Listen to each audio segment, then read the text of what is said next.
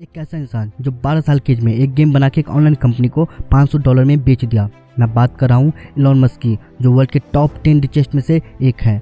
जहाँ इंडिया में 10 साल का बच्चा अपने माँ के पल्लों से लिपटा रहता है, वहीं इलॉन मस्क 10 साल के होने पर कंप्यूटर के बहुत सारी लैंग्वेज सीख लिया था। जहाँ लोग बुक पढ़ने से कतराते हैं, वहीं इलॉन मस्क बुक पढ़ के प्रोफेशनल डिग्री ना होने के बाद भी अपना एक स्पेस सेंटर खोल दिया, स्पेस एक्स।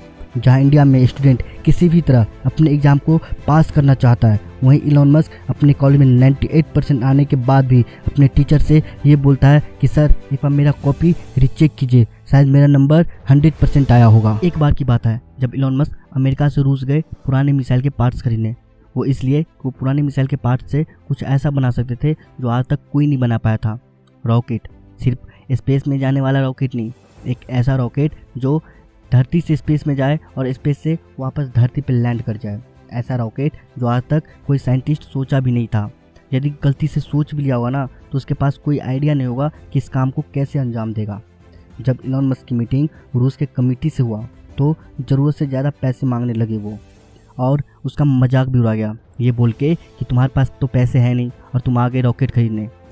इलॉन मस्क बिना कोई डील किए हुए वापस आ गया और सारी रातें वो ये सोचता रहा कि मैं क्यों नहीं बना सकता रॉकेट।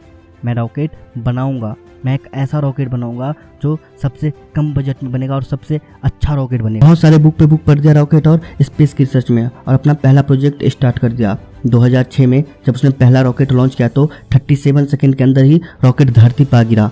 2002 से स्टार्ट किया हुआ था ये प्रोजेक्ट और भारी पैसे का नुकसान हो गया, लेकिन फिर भी वो हार नहीं माना। 1 साल बाद ही उसने दूसरा रॉकेट लॉन्च किया, लेकिन फिर वही हुआ, रॉकेट फेल हो गया और भारी पैसे का नुकसान हो गया, लेकिन फिर भी वो हार नहीं माना। उसने तीसरी कोशिश की और तीसरी बार रॉकेट लॉन्च किया, लेकिन फिर वही हुआ, प्रोजेक्ट फेल, रॉकेट क्रैश और भारी पैसे का नुकसान।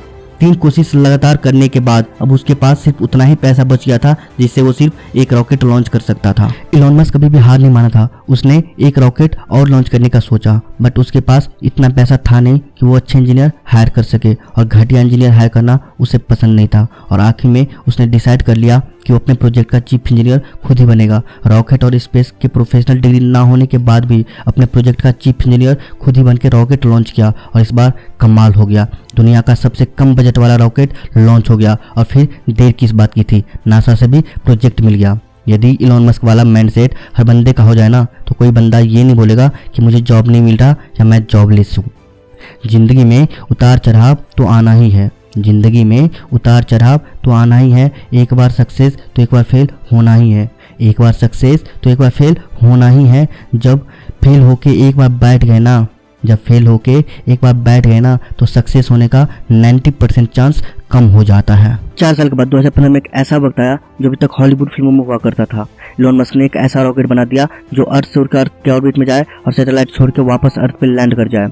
जहाँ कल को इलॉन मस्क का ये बोल के मजाक उड़ाया जाता था कि तुम्हारे पास तो पैसे है नहीं, तुम क्या रॉकेट खरीदोगे। ऐसे कमेंट करने वाले को लाखों इंसान को खरीदने का औकात रखता है इलॉन मस्क का मानना है कि अपने काम में प्रॉब्लम पे फोकस नहीं करना है। प्रॉब्लम मुझे पता है, उसका सोल्यूशन क्या है, मुझे उस पे फोकस करना है।